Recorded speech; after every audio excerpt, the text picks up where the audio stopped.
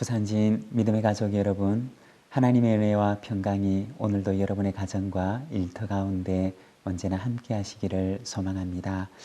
오늘의 말씀은 마가복음 15장 16절에서 32절 말씀입니다. 군인들이 예수를 끌고 브라이도리온이라는 뜰 안으로 들어가서 온 군대를 모으고 예수에게 자색 옷을 입히고 가시관을 엮어 씌우고 경례하여 이르되 유대인의 왕이여 평안할지어다 하고 갈대로 그의 머리를 치며 침을 뱉으며 꿇어 절하더라. 희롱을 다한 후 자색 옷을 벗기고 도로 그의 옷을 입히고 십자가에 못 박으려고 끌고 나가니라. 마침 알렉산더와 루포의 아버지인 구레네 사람 시몬이 시골로부터 와서 지나가는데 그들이 그를 억지로 같이 가게 하여 예수의 십자가를 지우고 예수를 끌고 골고다라 하는 곳, 번역하면 해골의 곳에 이르러 모략을 탄 포도주를 주었으나 예수께서 받지 아니하시니라.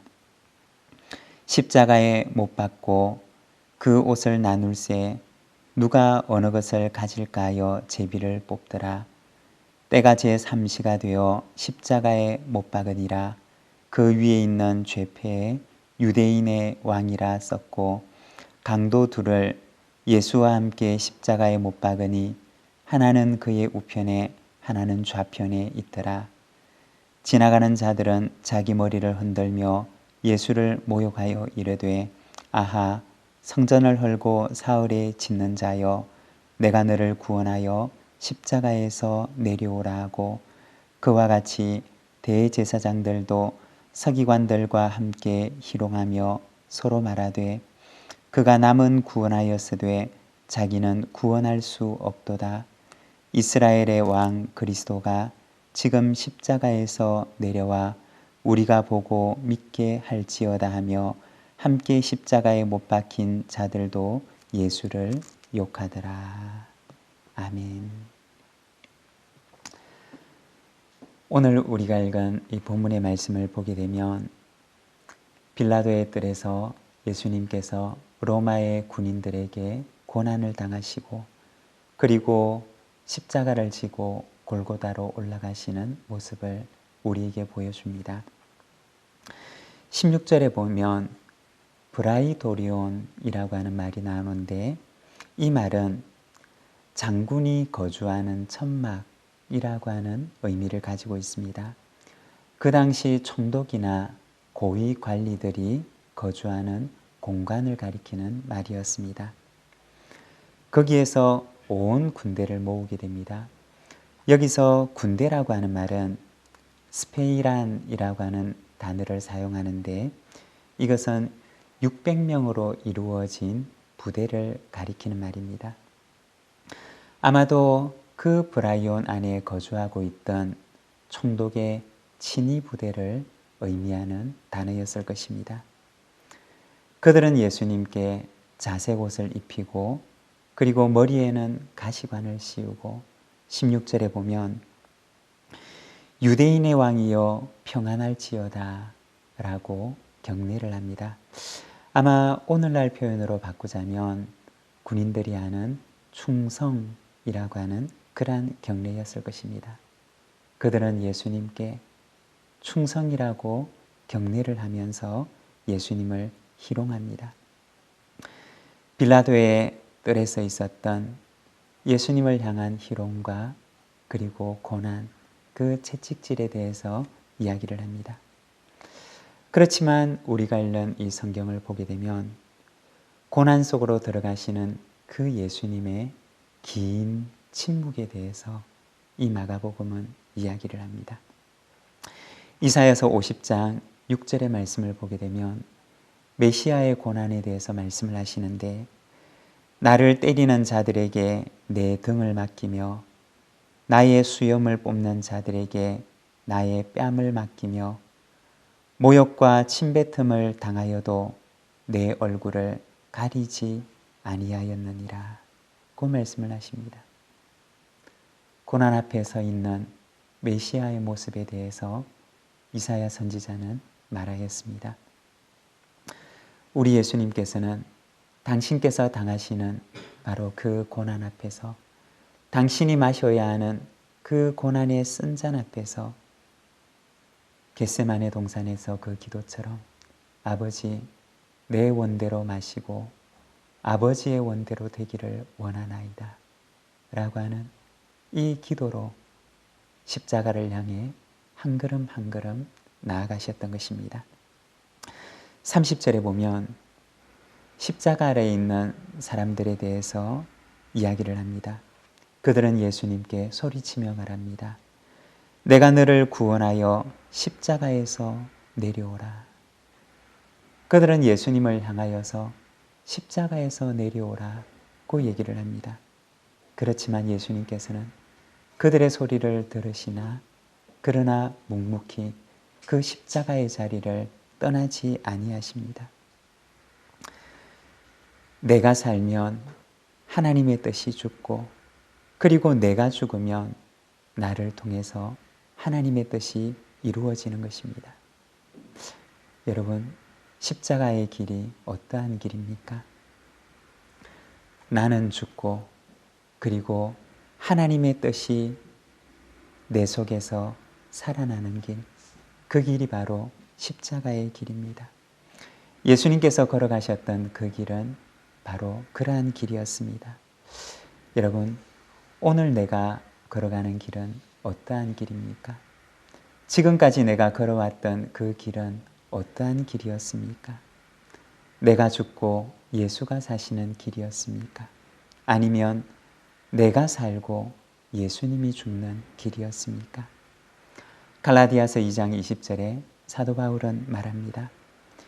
내가 그리스도와 함께 십자가에 못 박혔나니 그런즉 이제는 내가 사는 것이 아니요 오직 내 안에 그리스도께서 사시는 것이라.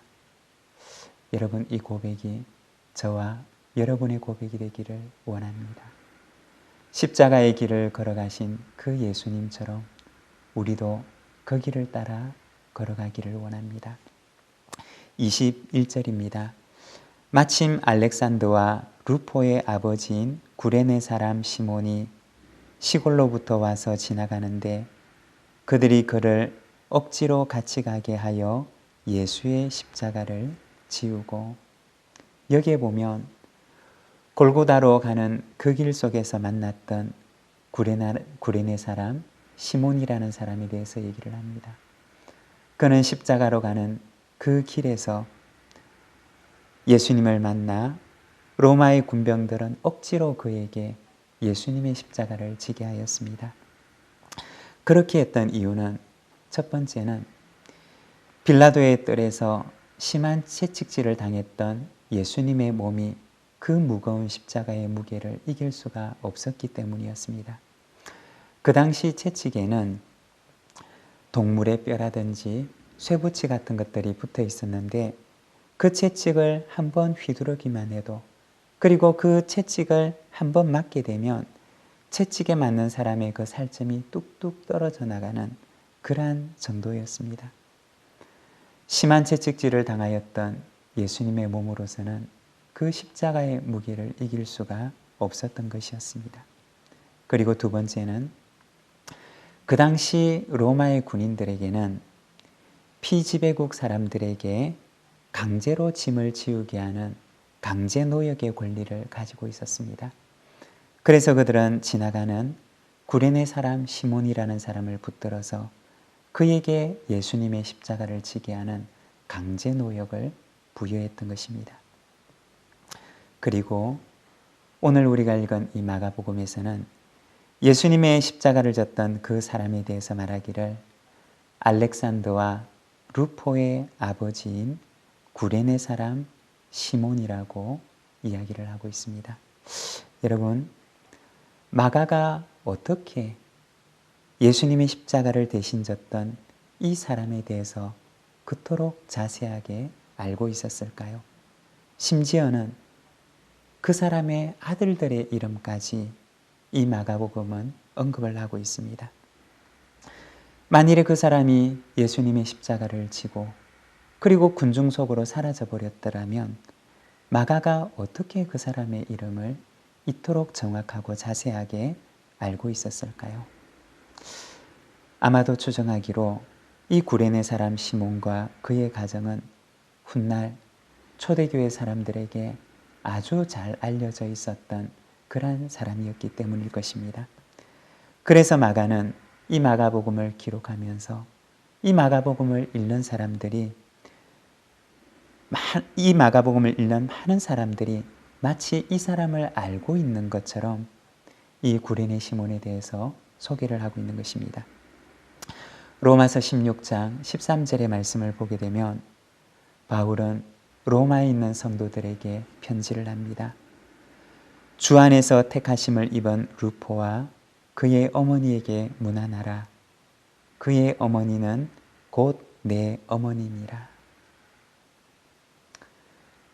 로마서에서 말하고 있는 이 루포가 만일에 마가복음에서 얘기하고 있는 이 루포와 동일한 인물이라면 이 구레네 시몬은 골고다로 올라가시는 십자가를 지고 골고다로 올라가시는 그 예수님을 그 길목에서 만나고 예수님의 그 십자가를 의도치 않게 뜻하지 않게 그는 억지로 대신 지고 골고다까지 동행하게 됩니다. 그러나 그의 인생의 그때의 그 사건이 그의 인생 가운데 아주 중요한 터닝 포인트가 되었던 것입니다. 억지로 졌던 그 십자가가 그의 인생을 통째로 바꾸어 놓았던 은혜의 십자가가 되었던 것입니다. 여러분, 우리 인생 가운데도 때로는 우리가 억지로 십자가를 질 때가 있습니다.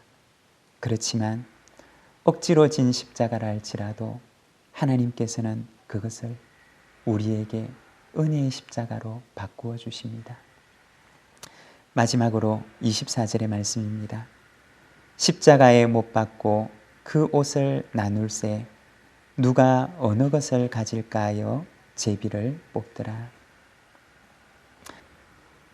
예수님은 십자가에 달려 계시지만 그러나 그 아래에 있는 사람들은 예수님의 옷을 누가 가질까 하여서 제비를 뽑습니다.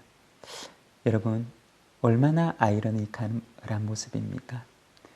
예수님은 십자가에 달려 계시는데 그 아래에 있는 사람들은 예수님의 옷을 서로 가지려고 경쟁하고 있는 것입니다.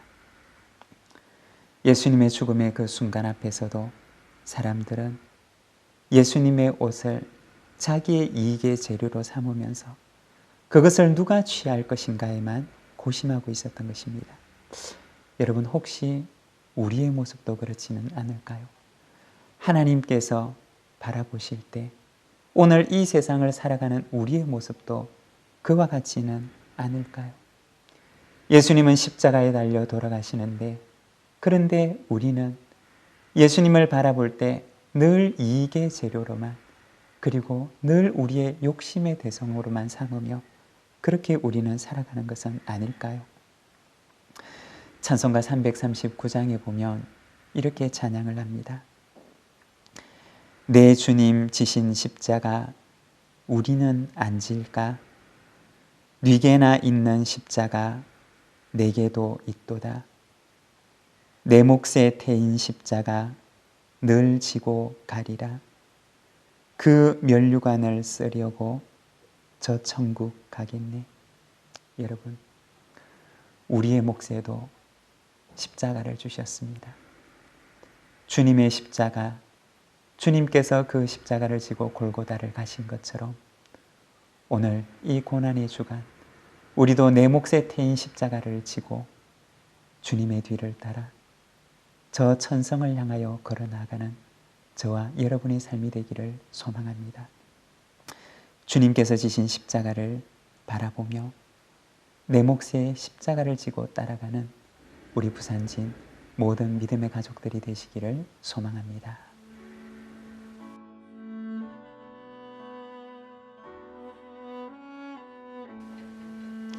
4월 8일 말씀을 읽고 묵상을 나누어 주셨습니다. 제가 읽겠습니다.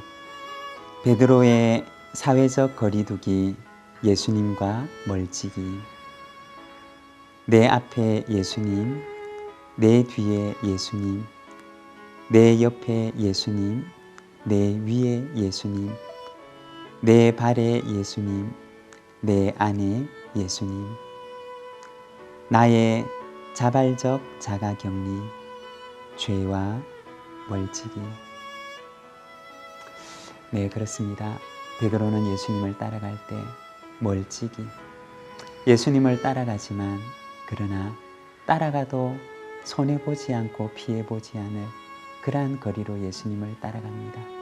그렇지만 우리는 내 안에 예수님, 내 위에 예수님, 나와 함께 예수님은 가까이, 그러나 죄는 멀찍이, 그렇게 살아가는 우리 부산진 모든 믿음의 가족들이 되시기를 바랍니다. 오늘도 나라와 교회와 가정을 위하여 함께 기도하며 나가겠습니다.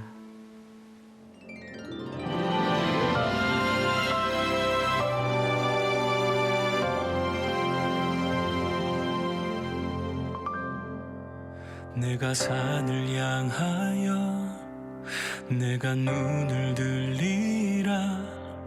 나의 도움이 어디서 올까? 나의 도움은 천지를 지으신 여호와에게서로다.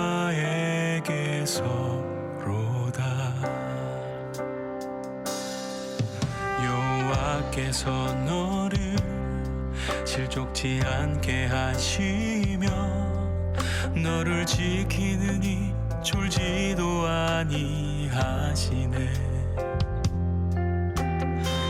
이스라엘을 지키시는 이는 졸지도 주무시지도 아니하시네.